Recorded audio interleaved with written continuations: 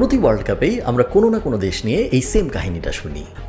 FIFA মনে হয় ওই দেশটাকে একটু ফেভার করতেছে, কোনো একটা কারণে ওই দেশটার অনেক সহজ অপোনেন্ট পড়তেছে, বাট এই দেশটার অত সহজ অপোনেন্ট পড়তেছে না খেলার সময়।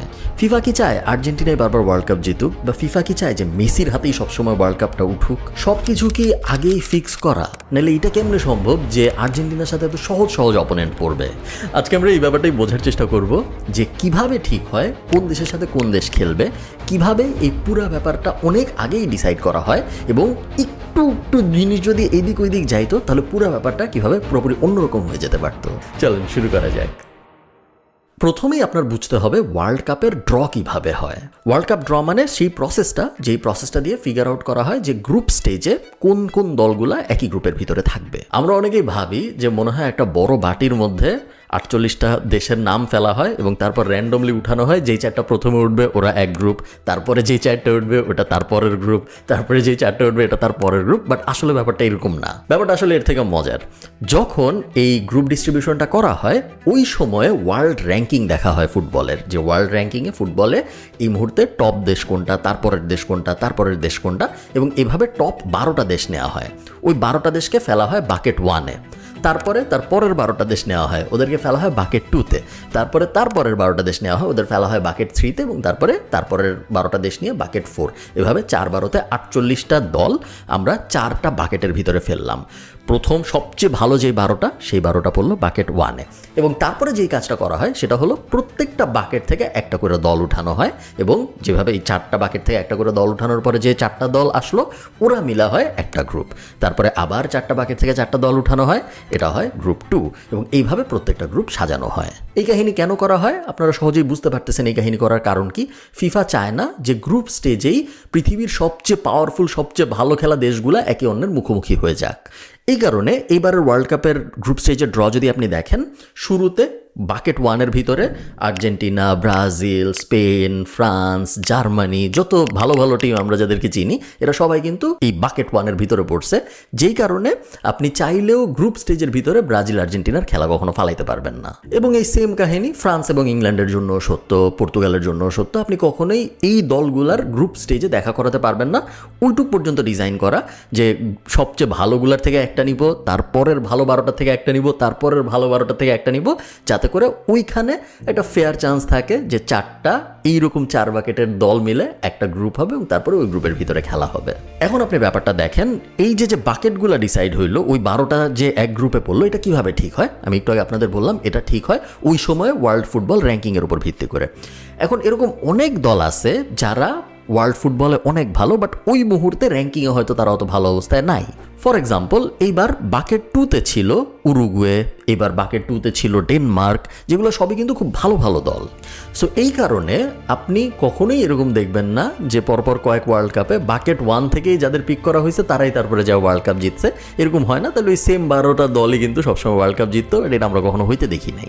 যাক, এই পুরো ব্যাপারটা পাবলিকলি করা হয়, লাইভ হয় অ্যাকচুয়ালি, অনেকে দেখে, এবং এই যে একটা করে ছোট করে বল উঠানো হবে, বলের ভিতরে কোন দেশের নাম লেখা থাকবে, এটা পুরাটাই মোটামুটি সর্বজন স্বীকৃত যে এখানে কোনো কাপছাপ হয় না। তো বাকেট উঠানো শেষ হইলো, আমরা বুঝে গেলাম যে আর্জেন্টিনা খেলবে গ্রুপ জেতে, ব্রাজিল খেলবে গ্রুপ সিতে, এগুলো সব কনফার্ম হয়ে গেছে। ওয়ার্ল্ড কাপ আসতে কিন্তু তারপরেও ধরেন 1-1.5 বছর বাকি, তার আগেই আমরা জানি এসব। অনেকে ভাবে যে এখানে মনে হয় ব্যাপারটা শেষ, ফিফা মনে হয় এখন গ্রুপ স্টেজ, যেহেতু এখন আমরা জানি কোন গ্রুপে কোন 4টা দল খেলবে, ফিফা মনে হয় এখন ওয়েট করবে ওই গ্রুপ স্টেজগুলো শেষ হওয়ার জন্য। এরপরে আমরা জানবো কে গ্রুপ চ্যাম্পিয়ন হয়েছে, কে গ্রুপ রানার আপ হয়েছে, কে গ্রুপ থার্ড হয়েছে, তারপরে ফিফা মিলাবে যে এখানে গ্রুপে চ্যাম্পিয়ন হয়েছে ওর সাথে ওই গ্রুপের এরে খেলা দাও, ও যেখানে রানার আপ হয়েছে এর সাথে ওই গ্রুপের এই থার্ড পজিশনের খেলা দাও। বাট ব্যাপারটা এরকম না, যেই দিন এই গ্রুপ ড্রটা হয়েছে ওই দিনই পুরো ওয়ার্ল্ড কাপের টেবিল ম্যাপ বানায় ফেলা হয়েছে, একদম ওই দিনই বলে দেওয়া হয়েছে। যেহেতু ওই দিন আমরা জানি যে কোন গ্রুপে কোন 4টা দল আছে, বলে দেওয়া হয়েছে যে এই গ্রুপে যে চ্যাম্পিয়ন হবে তার সাথে ওই গ্রুপের রানার আপের খেলা হবে, এই গ্রুপে যে সেকেন্ড হবে তার সাথে ওই গ্রুপের চ্যাম্পিয়নের খেলা হবে, এই গ্রুপে যে চ্যাম্পিয়ন হবে তার সাথে ওই গ্রুপের থার্ডের খেলা হবে। পুরা ব্যাপারটা ওই দিনই ডিসাইডেড। ফিফার কিন্তু কোনো ধারণা নাই যে কে ফার্স্ট হবে, কে সেকেন্ড হবে, কে থার্ড হবে। ফিফা শুধু জানে যেই থার্ড হবে ওইখানে এর সাথে খেলা হবে এই চ্যাম্পিয়নের, যেই এখানে হবে সেকেন্ড এর সাথে খেলা হবে অমুক গ্রুপের অমুকের। এই ব্যাপারটা ফিফা শুধু জানে। ধরেন কথার কথা গত ওয়ার্ল্ড কাপে আর্জেন্টিনা কিন্তু ওদের প্রথম ম্যাচ হারছিল। আমরা ধরে নেই এইবারও কোনো একটা আপসেট হলো এবং আর্জেন্টিনা ওদের গ্রুপ পর্বের, যেটা হয় নাই বাট আমরা ধরে নেই যে গ্রুপ পর্বে কোনো একটা ম্যাচ ওরা হেরে, ওরা গ্রুপ চ্যাম্পিয়ন হয় নাই, ওরা গ্রুপে সেকেন্ড হয়েছে। ওরা যদি গ্রুপে সেকেন্ড হইতো তাহলে ওদের সাথে কার খেলা হইতো জানেন? এর পরের রাউন্ডে স্পেনের, কারণ স্পেন ওই গ্রুপের চ্যাম্পিয়ন এবং বলা হয়েছিল ওই গ্রুপে যে চ্যাম্পিয়ন হবে তার সাথে এই গ্রুপের রানার আপের খেলা হবে এবং রানার আপ সেই ক্ষেত্রে হয়তো আর্জেন্টিনা, চ্যাম্পিয়ন আমরা ধরে নিই স্পেনই হইতো। সেই ক্ষেত্রে আর্জেন্টিনা এবং স্পেনের রাউন্ড অফ 32-তে মুখোমুখি অবস্থা হয়ে যাইত। পুরা ইকুয়েশনই ওলটপালট হয়ে যেত, আর্জেন্টিনা এবং স্পেনের মধ্যে কেউ একজন ওয়ার্ল্ড কাপ থেকে বাদ হয়ে যাইত। সেম কাহিনী ব্রাজিলের জন্য সত্য। ব্রাজিল ওদের গ্রুপে চ্যাম্পিয়ন হয়েছে কিন্তু, এবং চ্যাম্পিয়ন হওয়ার কারণে ওরা অন্য আরেকটা গ্রুপের রানার আপ হয়েছে জাপান, ওদের সাথে খেলতেছে। বাট যদি চ্যাম্পিয়ন না হইতো ব্রাজিল যদি নিজেরা রানার আপ হইতো সেই ক্ষেত্রে ওদের মুখোমুখি হইতো নেদারল্যান্ডের। এবং ওরা যে চ্যাম্পিয়ন হইতে পারছে এই কারণেই নেদারল্যান্ড, যেটা আরও শক্ত একটা প্রতিপক্ষ, ওইটার সাথে ওদের মোকাবেলা না করতে হয়ে ওদের জাপানের সাথে মোকাবেলা করতে হচ্ছে। এই পুরা জিনিস আগের থেকে কখনোই আপনি ডিজাইন করতে পারবেন না, কারণ ডিজাইন করার জন্য আপনার সুনির্দিষ্টভাবে জানতে হবে কোন গ্রুপে কে ফার্স্ট হবে, কোন গ্রুপে কে সেকেন্ড হবে, কোন গ্রুপে কে থার্ড হবে। এখন আপনি জিনিসটা অন্য একটা লজিক দিয়ে দেখেন যে ফিফার সবচেয়ে বড় মার্কেট আসলে কোনগুলা, ফিফার সবচেয়ে বড় স্টেক হোল্ডার কারা?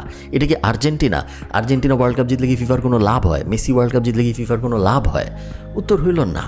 ফিফার মেইন ইনকামটা আসে মূলত আমেরিকা থেকে, কারণ আমেরিকা যদিও ফুটবল অত জনপ্রিয় ব্যাপার না, বাট আমেরিকায় সব স্পোর্ট কোম্পানিগুলা, টিভি রাইটস যেসব কোম্পানিগুলা কিনে ওগুলো সবার বেস হলো আমেরিকা। সো আমেরিকার থেকে ফিফা একটা বড় টাকা আয় করে এবং ফিফার সবচেয়ে বড় ফুটবলের মার্কেট হলো ইউরোপ, কারণ ইউরোপে মোটামুটি সবকটা দেশই ফুটবল খেলে এবং সবকটা দেশের ভেতরেই ফুটবল নিয়ে উন্মাদনা আছে।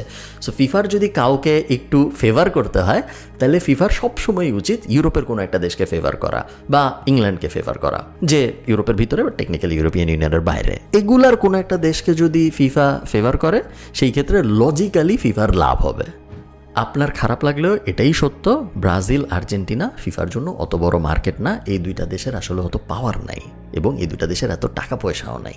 আচ্ছা, এবারের ওয়ার্ল্ড কাপটা কিন্তু অন্যান্য ওয়ার্ল্ড কাপ থেকে একটু আলাদা, কারণ এবারের ওয়ার্ল্ড কাপে আমরা জানি যে থার্ড পজিশনে যারা আসবে বিভিন্ন গ্রুপে তাদেরও আমাদের ওয়ার্ল্ড কাপের নকআউট পর্বে যাওয়ার একটা সুযোগ তৈরি হয়েছে। আপনারা যারা সিস্টেমটা জানেন না, আমি একটু সিস্টেমটা সহজে ব্যাখ্যা করি আপনাদের। প্রত্যেকটা গ্রুপ থেকে দুইটা টিম চ্যাম্পিয়ন এবং রানার আপ উপরে উঠতেছে। টোটাল 12টা গ্রুপ, তার মানে হলো টোটাল 24টা টিম এইভাবে নকআউট স্টেজে যাচ্ছে। এরপরে থার্ড প্লেসে যত টিম আসছে, সো 12টা গ্রুপে 12টা টিম থার্ড হয়েছে, এই 12টা টিমের ভিতর থেকে টপ 8টা টিম, এই 8টা টিমও নকআউট স্টেজে যাচ্ছে। তাহলে আগে গেছিল 24টা, এরপরে গেল এই 8টা, টোটাল আমাদের কয়টা টিম হইল? 32টা। এবং এইটাই হইল রাউন্ড অফ 32, যেটা আগে কখনো ছিল না। আগে আমরা সরাসরি রাউন্ড অফ 16-এ চলে যেতাম, বাট এবার প্রথমে রাউন্ড অফ 32 হবে, তারপরে রাউন্ড অফ 16 হবে। মানে প্রত্যেকটা টিমের একটা এডিশনাল ম্যাচ খেলতে হবে। কেন এই এডিশনাল ম্যাচটা খেলাচ্ছে ফিফা? উত্তর হইল টাকা। এখন আপনি কাবঝা বলা ব্যাপারটা দেখেন যে এই থার্ড পজিশনে কোন টিম আসবে এটা কিন্তু শুধু পয়েন্ট দিয়ে ডিসাইড হয় না, কারণ থার্ড পজিশনে যারা আসে মোটামুটি সবার পয়েন্টই খুব কাছাকাছি, অনেক সময় একই পয়েন্ট সবার। সো এইখানে গোল ডিফারেন্সেরও একটা ফ্যাক্টর চলে আসে।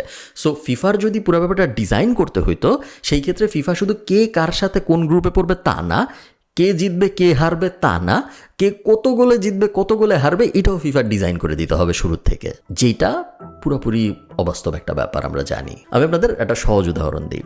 গ্রুপ এতে ছিল south Africa, south Korea, Chechnya এবং হোস্ট নেশন যেটা মেক্সিকো। তো সবাই মোটামুটি বুঝছিল খেলা শুরু হওয়ার আগে যে সাউথ কোরিয়া এত ভালো ফুটবল টিম এবং অন্যান্য অপোনেন্ট হইল মেক্সিকো, চেচনিয়াকে আমরা জানি না, এবং south Africa. So south Korea champion হবে এই গ্রুপের। যদি বাই এনি চান্স চ্যাম্পিয়ন নাও হইতে পারে, ওরা হয়তো এই গ্রুপের রানার আপ হবে। সাউথ কোরিয়া বাদই হয়ে গেছে, ওরা থার্ড হয়েছে এবং থার্ড হয়েও ওই টপ 8 থার্ডের মধ্যে ওরা আসতে পারে নাই। ইকুয়েশনের কারণে ইরানের মতো ওরা বাদ হয়ে গেছে। এই জিনিস কি আপনি ডিজাইন করতে পারতেন? প্রবাবলি না। এবং দাবা খেলায় যেরকম খেলা যখন আপনি শুরু করতেছেন তখন আপনার সামনে 20টা মুভ আছে, কিন্তু একটা চাল চালার পরেই আপনার সামনে 200 মুভ চলে আসবে। 5টা চাল চালার পরে আপনার সামনে 40 লাখ মুভের অপশন চলে আসবে। ফিফা বিষয়টা অনেকটা ওই রকমই, বাট অনেক স্মল স্কেলে, দাবার মতো না। আচ্ছা, তার মানে কি এই যে ফিফা ধোয়া তুলসী পাতা, ওদের কোনো দোষ নাই, ওরা খুব ভালো? একদমই এরকম না। ফিফা ইনফ্যাক্ট দুনিয়ায় যত স্পোর্টস অর্গানাইজেশন আছে, ওয়ার্ল্ড স্পোর্টস অর্গানাইজেশন যাদের আমরা বলি, তার মধ্যে সবচেয়ে করাপ্ট, সবচেয়ে দুর্নীতিবাজ অর্গানাইজেশনগুলোর একটা কিন্তু ফিফা। টিকিটের দাম থেকে হোক, টিকিটের রিসেলের সিস্টেম থেকে হোক, কোন দেশ হোস্ট হবে এটা নিয়ে লবিং, ওইটা নিয়ে টাকা পয়সা লেনদেন থেকে হোক, এরকম অনেক এক্সটার্নাল ব্যাপার আছে যেগুলো ফুটবলের পার্ট, বাট ঠিক মাঠের পার্ট না। ওগুলোর প্রত্যেকটাই ফিফার অনেক দুর্নীতির অভিযোগ আছে। এবং এবারের ওয়ার্ল্ড কাপ আপনারা দেখছেন অনেক কিছু নিয়ে অনেক সমালোচনা হচ্ছে যে স্পেশালি হাইড্রেশন ব্রেক কেন বসানো হয়েছে, ওই যে ওইখানে 3 মিনিট এবং সেকেন্ড হাফে 3 মিনিটের যে পুরোটাই করা হয়েছে জাস্ট অ্যাডভার্টাইজিং রাইটস থেকে আরও বেশি টাকা উঠানোর জন্য। এটা মোটামুটি দিনের আলোর মতো পরিষ্কার। এই সব আজে বাজে কাজগুলো কিন্তু ফিফাই করে, এবং এমন কোনো ওয়ার্ল্ড কাপ হয় নাই এখন পর্যন্ত যেইটায় ফিফার নিয়ে কমপ্লেন হয় নাই বা অভিযোগের তীর ছোড়া হয় নাই ফিফার দিকে। বাট খেলার মধ্যে, মাঠের মধ্যে কি হচ্ছে ওইটা ফিফা আসলে ইনফ্লুয়েন্স করার চেষ্টা করে না এবং নিজেদের স্বার্থেই আসলে করে না। আপনি যদি খেলার মধ্যে ঢুকে কে জিতবে কে হারবে, কিভাবে আমি ডিজাইন করবো জানি এক দল জিতে, কিভাবে আমি ডিজাইন করবো জানি আরেক দল জিততে না পারে, ওই জিনিস যদি আপনি করার চেষ্টা করেন সেই ক্ষেত্রে লং টার্মে আপনার নিজের ব্যবসাই এফেক্টেড হবে। ফিফার ব্যবসা হলো ফুটবলই এফেক্টেড হবে, কারণ ফুটবল একটা গ্লোবাল স্পোর্টস। ফিফা চায় প্রত্যেকটা দেশ আসবে, প্রত্যেকটা দেশ চাইবে ওয়ার্ল্ড কাপ জিততে, এবং সিচুয়েশনটা বা সিস্টেমটা আমি এমন বানাবো যে আসলেও এটা হবে, কোনো দেশ র্যান্ডমলি এভাবে ওয়ার্ল্ড কাপ জিততে পারবে, এটা সম্ভব। এবং ফিফা যদি আর্জেন্টিনাকে বা ফিফা যদি ব্রাজিলকে এক্সট্রা সুবিধা দেওয়ার চেষ্টা করে, 4 বছর পরে তো 8 বছর পরে তো মেসি থাকবে না, ব্রাজিল থাকবে নাকি, ব্রাজিল চান্স পাবে নাকি ওয়ার্ল্ড কাপ খেলতে, এইটা নিয়েই গত ওয়ার্ল্ড কাপে কাহিনী হয়েছিল। ওরা কোয়ালিফায়ারে হারে যেতেছিল, ওয়ার্ল্ড কাপ খেলার সুযোগই পাইতেছিল না ওরা, এরকম হওয়ার একটা চান্স ছিল। সো ফেভার করা তো দূরের কথা, সেই দল ওয়ার্ল্ড কাপ খেলার সুযোগ পাবে নাকি পাবে না, ইটালি যেরকম এবার ওয়ার্ল্ড কাপ খেলার সুযোগই পায় নাই, ওইখানেও ফিফা ইনফ্লুয়েন্স করে না। কারণ ফিফা জানে যে আর্জেন্টিনা চলে যাবে, ব্রাজিল চলে যাবে, অমুক দেশ থাকবে না থাকবে কিছু যায় আসে না, পরের ওয়ার্ল্ড কাপও খেলতে পারবে নাকি পারবে না আমরা জানি না, বাট আমাদের অর্গানাইজেশন থাকবে, আমাদের ফুটবল চালাইতে হবে, আমাদের ফিফা চালাইতে হবে, এবং আমাদের ফিফা প্রত্যেকবার আগের বারের থেকেও প্রফিটেবল বানাইতে হবে। এবং এই জিনিস আমরা তখনই করতে পারবো যখন আশ্বাস দিয়ে আমরা অনেক দুর্নীতি করব, বাট মাঠের খেলার ভিতরে আমরা কিছু করব না। এবং ফিফা যদি চাইতেও করতে যে না আমি চাই অমুক দেশে আমি এভাবে ঘুরায় আগায় দিব, ফিফা চাইলেও এই জিনিস আসলে করতে পারবে না। কারণ হাজার রেফারি, হাজার ম্যাচ অফিসিয়ালস, হাজার ক্যামেরা, হাজার ভিআর সাপোর্ট, এই ওই ইত্যাদি মিলায় আপনি চাইলেও দিনের আলোতে সবার সামনে ওই জিনিস ডিজাইন করতে পারবেন না, এই জিনিস করা সম্ভব না। তো আপনারা অনেকেই জানতেন না যে পুরো জিনিসটা আসলে কীভাবে ডিজাইন করা হয়, গ্রুপ স্টেজ থেকে নকআউটের রাউন্ড অফ 32 থেকে রাউন্ড অফ 16 পুরো ব্যাপারটা কীভাবে হয়। সো একটা কুইক ভিডিও বানাইলাম যেন আপনাদেরকে আমি পুরো ব্যাপারটা এক্সপ্লেন করতে পারি। ভালো থাকেন, টাটা।